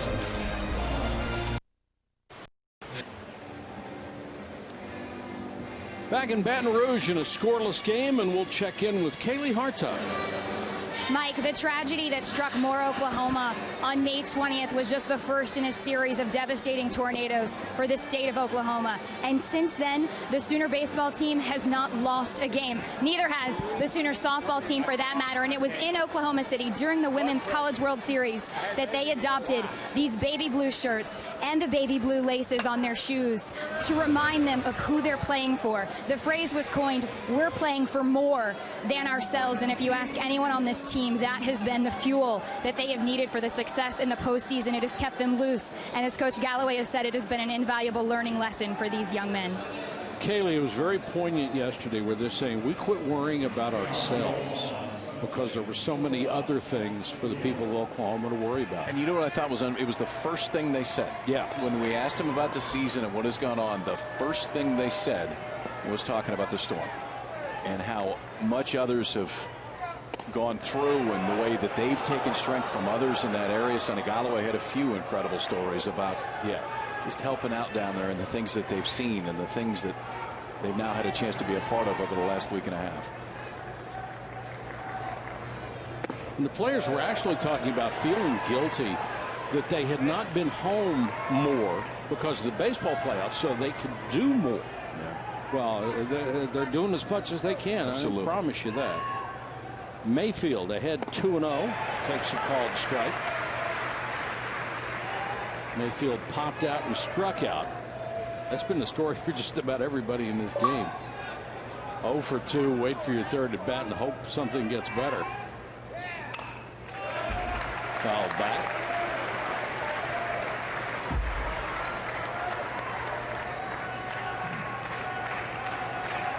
Standing room only crowd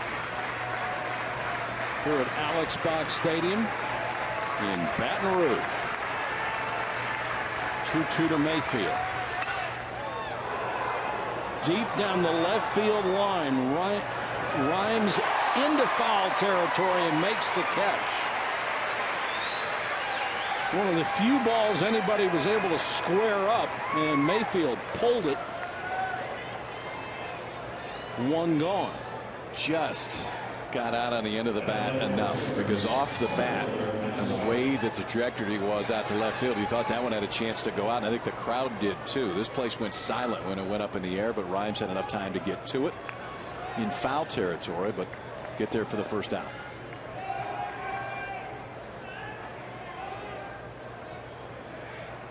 Max White stands in, the number 3 man in the order. 76 pitches for Aaron Nola. Southeastern Conference Pitcher of the Year, 11-0. Came into the game with a 1.82 ERA. He's lived up to those numbers. On the ground to Bregman. And the freshman shortstop throws him out.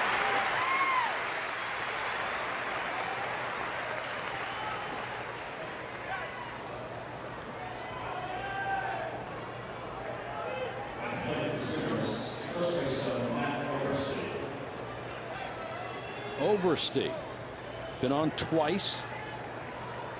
He's been the offense.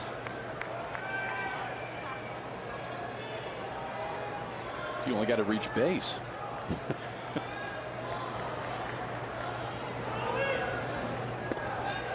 He got a get-me-over fastball to start him off last time, and he ripped it into left center. That time they were going to make sure it was away. So Nola put a little bit more into that. 88, 89 on the outside part of the plate over there for a first pitch strike. Got him inside 0-2. When you had You look at this lineup, you figure Oberste is the one guy that can hurt you. He's already hurt him with the double. Are you that much more careful then, or are you going to say, hey, I'm going to challenge this? No, I think you're that much more careful, but I think it also depends on the situation. Nobody out right here, they're going after him, or nobody on, going after him a little bit more. Breaking ball in the corner and struck him out. Oberste didn't like the call. But Oklahoma is gone here in the 7th. So Aaron Nola finally solves the problem of Oberste.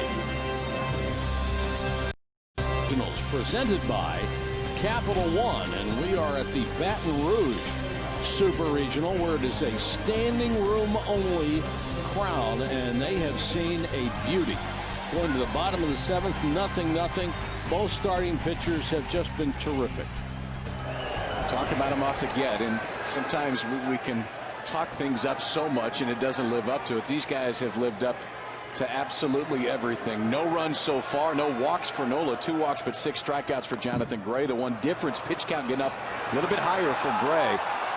You can see right there Oberste trying to come get that ball, but had enough spin on it to just spin foul.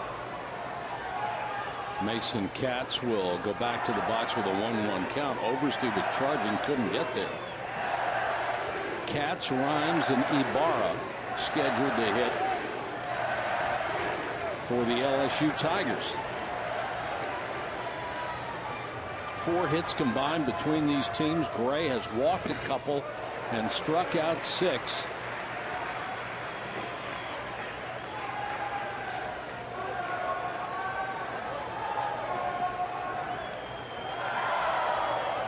Two balls and a strike to Mason Katz. Inside, held up, 3-1. No, excuse me, 2-2. I thought he was checking the first base.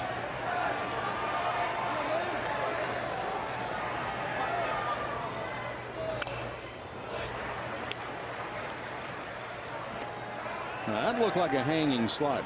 It did, and it was a really good swing by Katz. Now, the first time up, he hit a ball in the right center field that was caught in right field by Allspaw, but that was an aggressive swing. That right there was an aggressive swing. That wasn't a 2-strike try to stay alive. That one was. Yes.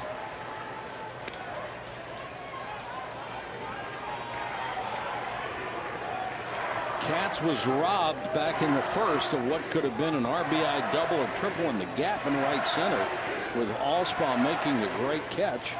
This is pitch number 100, chopped outside of third, foul.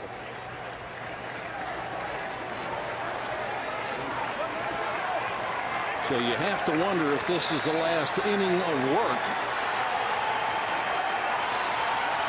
for the 3rd pick overall in the draft from last night in Major League Baseball.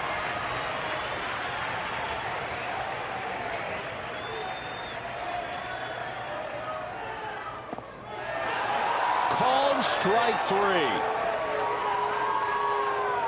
7 punch-outs for Jonathan Gray. A few good sliders back to back. The last one was really good, and then this. Really getting through a fastball on the outside part of the plate. The freshman, Antti Harmon, sitting out there, and Gray threw it in the exact spot. Glove doesn't even move. Katz thinks it's outside. It looked like it caught enough of the plate, and it's a strikeout to lead off the 7th. Tip of the cap to Mike Conlon, the home plate umpire. He's had a very consistent strike zone tonight. Rafe Rhymes fouls this one away.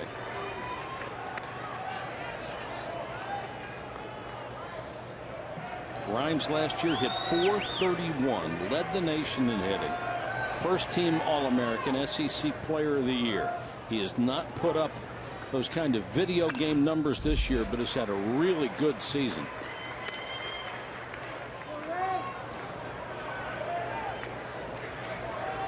I mean, it's almost impossible to hit .431 once, let alone twice. He's got other guys to pick him up. You can push him down to 5th in the order. That's how deep they are. Get Bregman to come in and have the year that he did, then Katz hits 15 home runs, and you can almost hide Rafe Rhymes in the 5 spot. You got to borrow to follow. That's the strength of this LSU lineup. 3, 4, 5, 6 can hurt you in a lot of ways. He's a senior out of Monroe, Louisiana. Takes a slider outside, 1-2. Pitch number 106 for the big right-hander.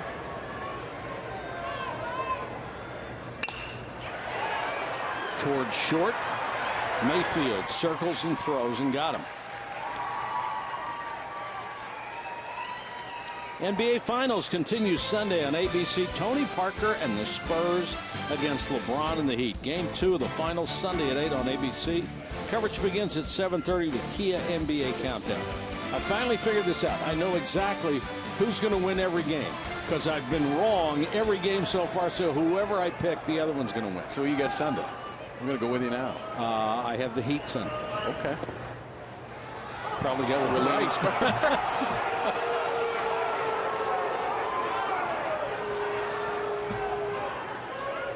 No balls and a strike to Christian Ibarra. 0-2. And if he can get through this inning quickly as he has so far, Gray may come back out for the 8th. Good, man. He got through it quick. Wow. Slider, slider, slider right there to Ibarra. And that to me has been the most impressive. The fastball's been there. The fastball location has been there. But the slider has been absurd tonight for Gray. That qualifies as good afternoon, good evening, and good night. Matt, it's 0-0 here as we go to the 8th in front of the largest crowd ever seen a baseball game in the stadium. 11,095.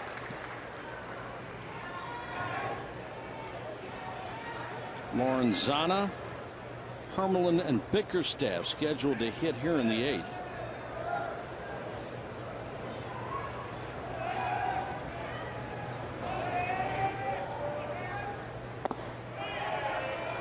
Fastball is low. Aaron Nola has allowed a single hit in this game. Lorenzana has a sacrifice to his credit tonight. Simon outside third.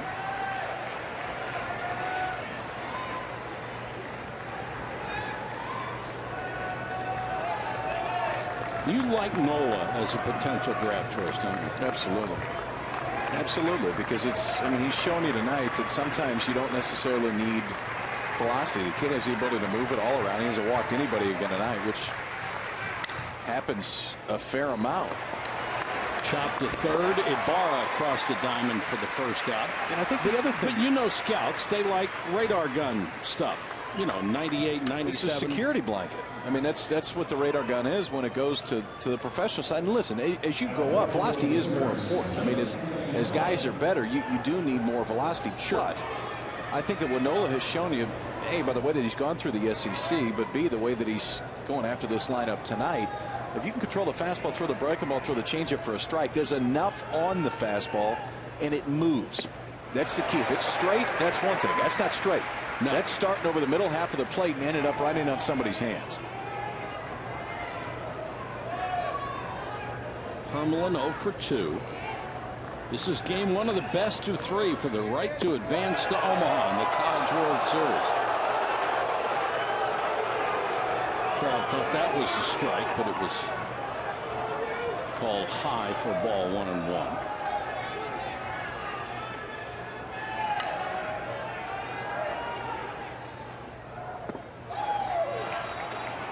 Two balls and a strike. No score in the 8th in a pitcher's duel.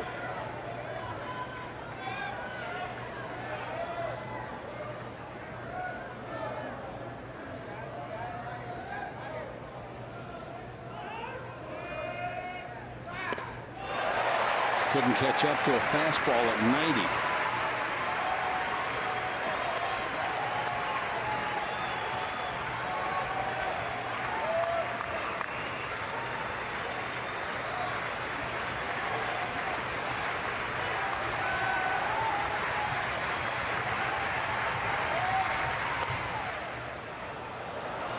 Down the right field line and just foul.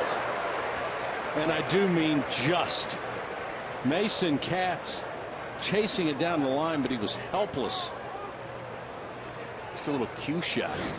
Off the bat. I mean, it's a full swing right there. That's foul by about an inch. Right call. Looked like it was foul, but the freshman Harmelin just about had himself a double in the book, and it doesn't matter how hard you hit it. If that one lands on the line, that's a double. You bet. Still 2-2 to the freshman catcher. Got it in on his hands and pulled it foul.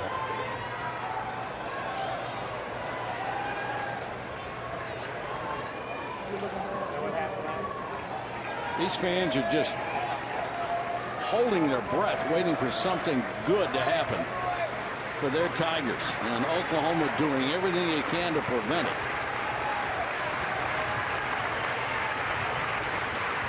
Nola working here in the 8th with a one-hitter. Fastball struck him out. You know, we've talked tonight how the slider can set up the fastball, and sometimes the fastball looks better because of the off-speed pitches. That's what we saw again right here. So slider, then this. The last two fastballs in this inning have been the best two that Nola has thrown the entire game. He's getting through it.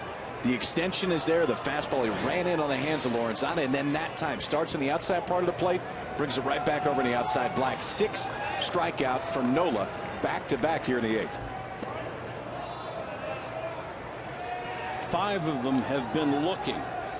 And if you're up in a situation like this and you're in the hole, you have 2 strikes on you. You got to protect the plate. You can't be guessing what's coming next. No, I think it's that time, especially the way the game is right now. We don't see as many 2-strike approaches anymore in the game anywhere, whether it's in college baseball or at the major league level. But at this point, just putting it in play. This one is lined to center field. One hop to Stevenson, and Bickerstaff, the left-handed DH, delivers with a single. Only the 2nd hit of the ball game off of Nola, and he squared that one up pretty well. That was pretty good. Fastball on the outside half, and Bickerstaff just keeping the front side in. Starts a little bit open, closes it up with that front foot,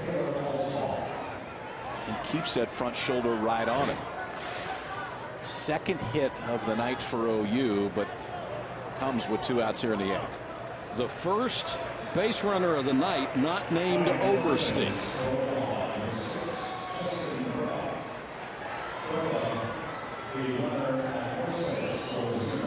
And we're going to have a pinch runner for Oklahoma. Justin Burba will come on.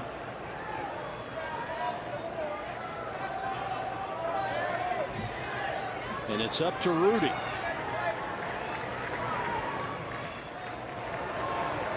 Taylor Allspot.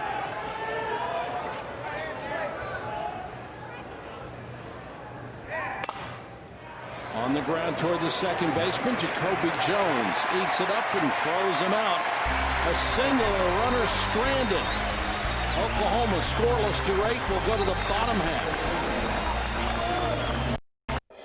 The NCAA Baseball Super Regionals is presented by the Venture Card from Capital One, the official credit card of the College World Series. And in part by Farmers Insurance. At Farmers, the more you know, the better you can plan for what's ahead. Get smarter at farmers.com. The screws have to be tightening. We're in the bottom of the 8th in a scoreless game. 5 hits between these teams. What a good ball game. And Jonathan Gray pitches by inning. You see, it's been everywhere between 11 and 18 pitches. He has not had that 1 inning that'll knock you out in a hurry like a 25-pitch inning. He hasn't. The other thing that I think has been impressive is he hasn't looked max effort on more than maybe 5 or 6 pitches the whole night. He's looked in total control.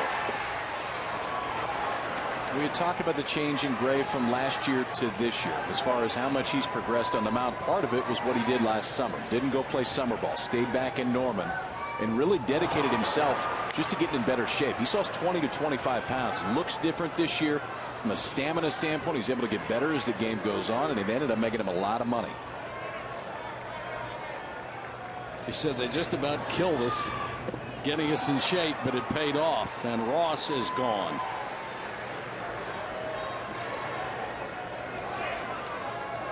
Bottom third of the order scheduled to hit here in the 8th.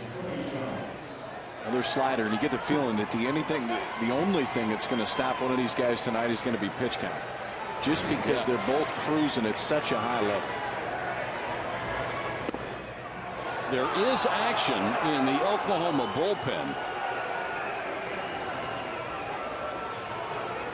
Ralph Garza has been warming. The bullpens here are on the field. No balls and 2 strikes to Jones, who is 0 for 2. Toward right center field, deep, and it drops. Max White with a dive, couldn't get there. Allspot bobbles. He's going to try for 3, and it will be a triple.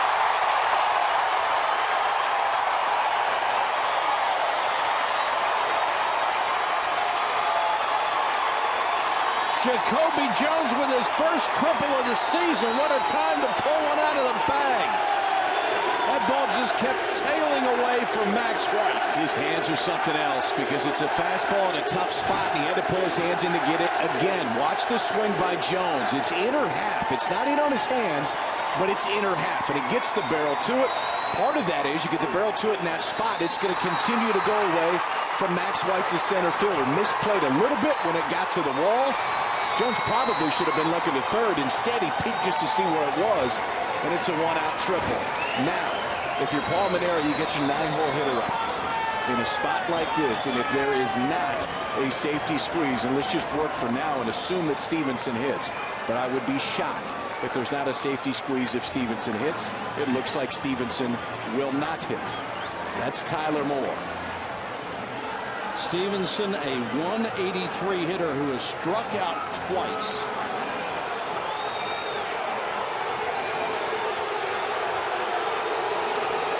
And let's see what decision is going to be made on the other side. And they're going to leave the All-American in there to face Tyler Moore, the sophomore from Baton Rouge, the homegrown product.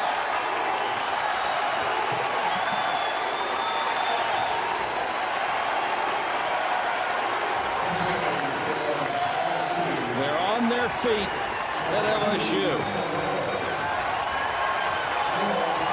Sophomore 6 feet, 195 with a chance to be a hero. Takes a breaking pitch for a called strike.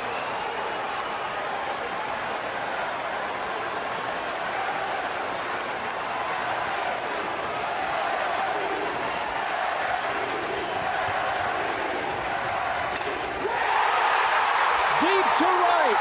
Allspot on the run. Can't get there, and it's 1-0 LSU.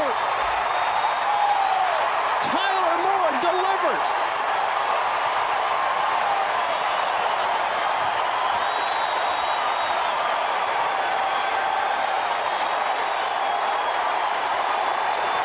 How about that?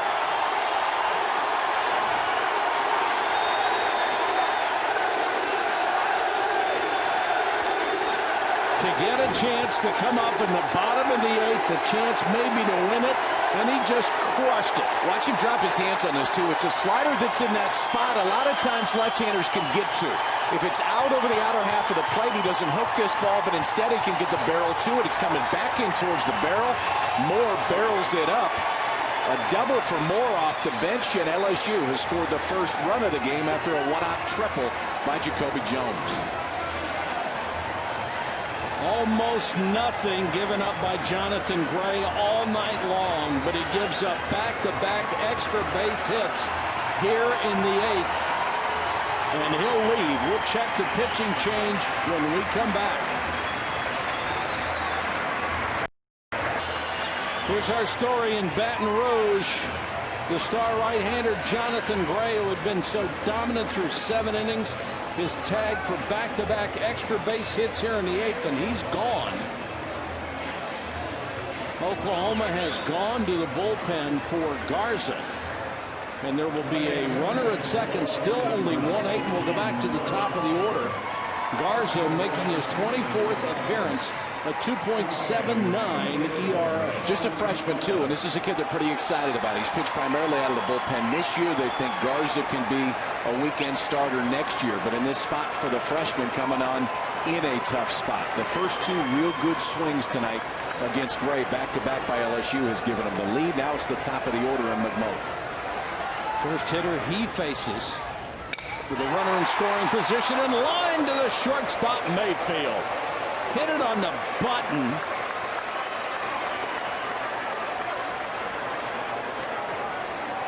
For the second out of the inning. Not wasting any time. You come in, you think you're going to get first pitch fastball, and McMullen, that is sweet. Short swing to it, but Jack Mayfield in the right spot. Jared Foster is now the pinch runner at second base for Tyler Moore. And Cotton, their closer, getting in his warm-up throws.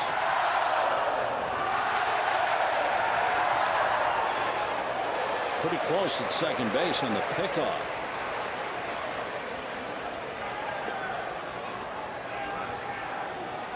Laird, who hit the ball hard his last time up. LSU trying to add on to a 1-0 eighth inning lead.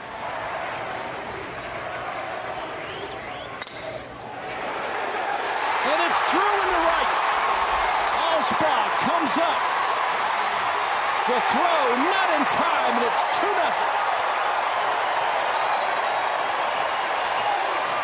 An RBI single for Mark Laird from Monroe, Louisiana.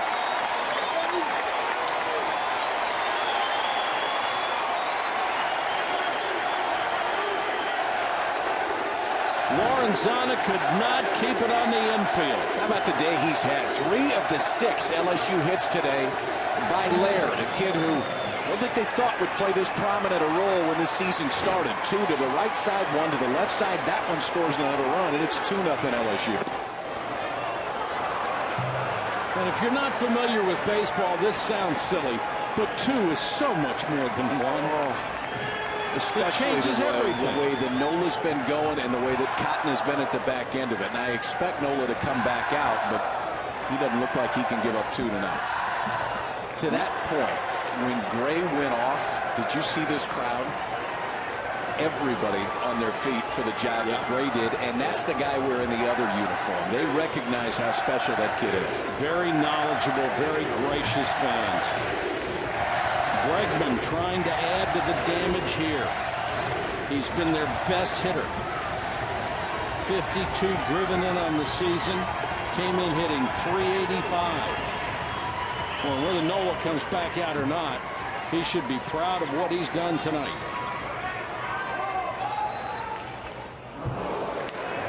Off speed, just got a piece and sent it back to the screen. That's a sign the hitter recognizes it, but just a hair too late. You can hear the groans in the crowd, too. I think they thought the same thing. Bregman saw it. It was almost too far inside for him to get around him. Fouls this one back.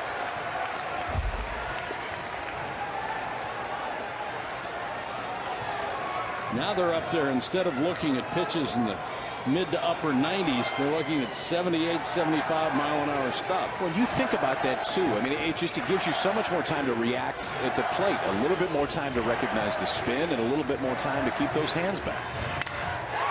Bregman, line drive, but right at the left fielder, Aiken. LSU has broken through to take the lead in game 1 of the Super Regionals. The Tigers are on top 2-0. We'll go to the ninth.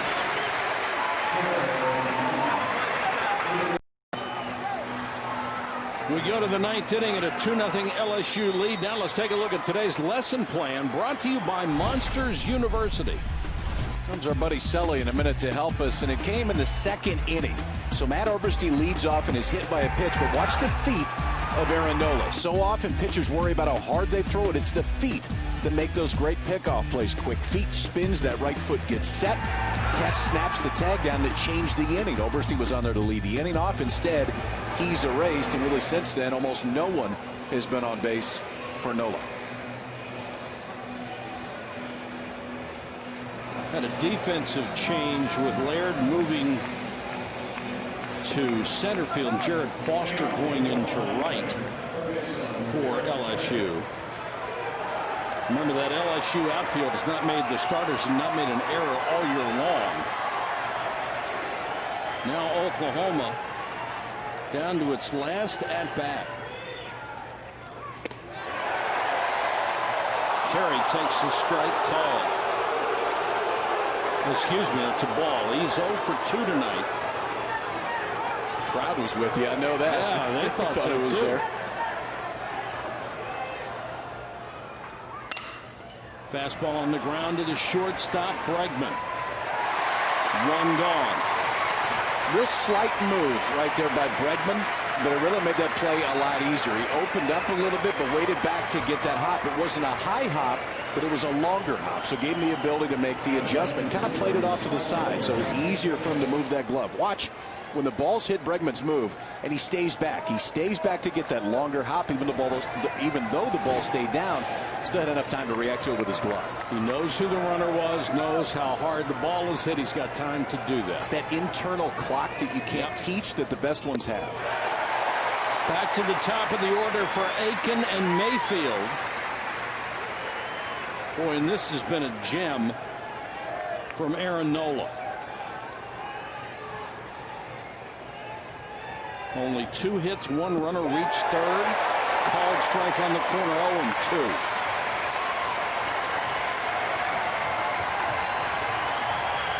Crowd chanting with every pitch. Biggest crowd ever to see a ball game here, more than 11,000.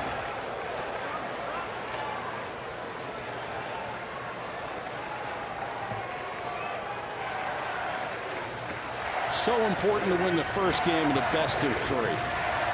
The psychological advantage is just enormous.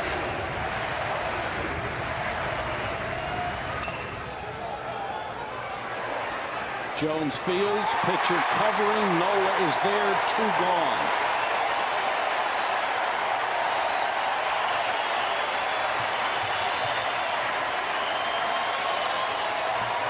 Capital One player of the game. Guess who? Aaron Nola. 2 hits through 8 2/3. Only allowed 3 runners to reach. And he's just been masterful. Just showing you, too, the ability to control 2 pitches, which, for the most part, that's what Nola has done tonight. He hasn't hardly thrown any changeups. He put slider on one side of the plate, slider on the other side of the plate. The fastballs have movement, and he has thrown strike 1 and strike 2 consistently. Jack Mayfield, the last hope for the Sooners. He is 0 for 3. They get a couple of guys aboard. Oberste is waiting, but they need a couple of base runners. And they're not going to get him. Bregman. LSU.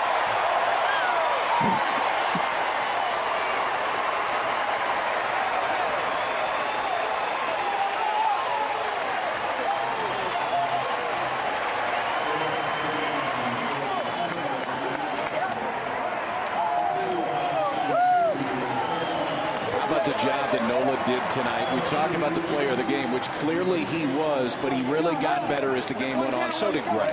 And the job that we saw from Jonathan Gray was exactly what we expected, but fit in with the guy that's the 3rd overall pick in the draft. He showed us everything he wanted, but tonight Nola was just a little bit better. 2-hit shutout for the SEC Pitcher of the Year, and LSU wins game 1. Oklahoma's 8-game streak ends. LSU rolls on. And they're fighting for the right to meet either Cal State Fullerton or UCLA in Omaha.